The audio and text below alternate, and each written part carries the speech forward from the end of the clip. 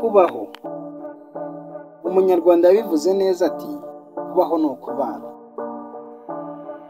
Kubaho ni ukuba uriho uhumeka kandi ufite ubuzima. Gusa ibyo ntibihagije. Kubaho ni ukubaha buri wese, yaba muto cyangwa mukuru ndetse n'abo mungana. Kubaha amahitamo yabo meza ndetse mukajya inama kuri buri kimwe cyabateza imbere ndetse cyatuma umubano wanyu usugira ugasagamba.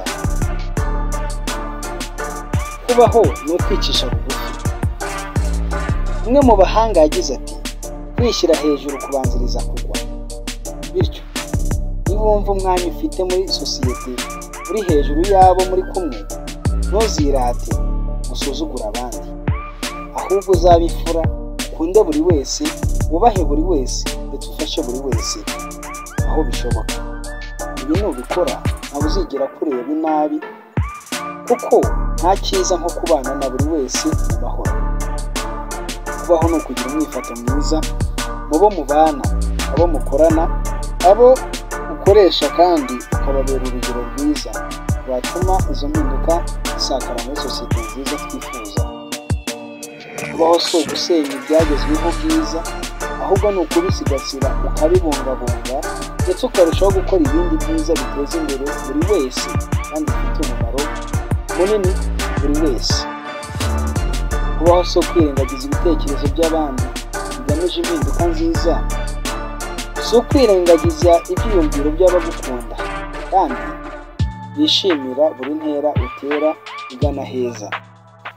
Kubaho si ukwivanga mu by'abandi ugamije gusenya, uvugavuga ibitakureba kandi bitubaka, ahubwo ni ugushyigikira ibyo abandi bagezeho kandi bashaka kugeraho. Niba utabyumva neza, sigaho uvuga nabi buri kimwe, kuko si indangagaciro ikwiye kukuranga. Kubaho si ukugira ibya mirenge, ahubwo ni ukunyurwa n'ibyo ufite, bityo byaba bike cyangwa byinshi bikagutera imbaraga zo gukora cyane kugira ngo ugere ku ntego zawe. Kubaho si ukuba nyamwigendaho, ahubwo kubaho ni ukugendana n'abandi, mukaganira, mukungurana ibitekerezo kuri buri kimwe, mugakorera hamwe kugira ngo buri wese azamurwe n'undi, cyane ko nta mugabo umwe kandi umutwe umwe ntiwigira inama. Kubaho ni uguha agaciro ikintu cyose cyiza mu buzima bwawe, inshuti, abavandimwe, umuryango, abaturanyi, buri wese ukamuha agaciro ke nk'umuntu. Ntabwo wabaho udaha agaciro ikiremwamuntu. Uburenganzira bwacu bukubahirizwa, uko niko kubaho nk'umuntu, kuko nawe uba ukeneye kuko bagufata ari nako nawe wabafata. Ni byiza rero ko kubaho wabaho neza, wubaha buri wese kandi uha agaciro buri wese.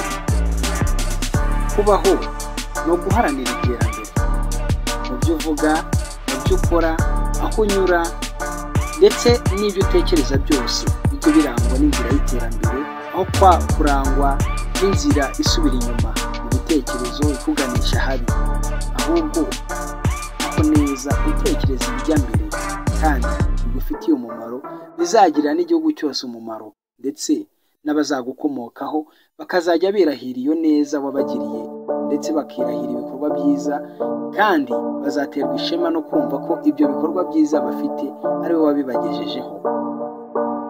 Kubaho si ukwivanga mu by'abandi nk'uko nabivuze. Ukwiye kumenya ko uko wivanga mu by'abandi nawe bivanga mu byo byakubaza, ahubwo menya ibyawe, numara kumenya nibwo uzubaha n'iby'abandi, kuko nabo uzagenda kubahiriza.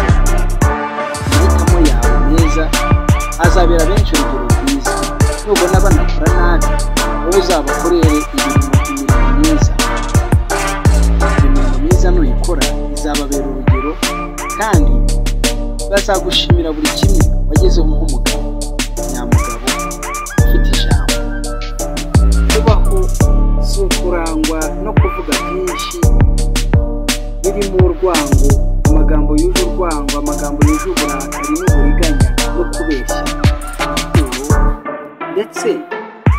kubaho si uguhangana n'abo muri kumwe, abo mukorana, abo mubana, ahubwo kubaho ni ukubana nabo mu byo bakora byose ukabanza ukabubaha. Uko niko kurwanya ubuzima. Kubaho ni ugukorera nziza ibyo ukora bikabera urumuri buri wese ko byakozwe neza kandi mu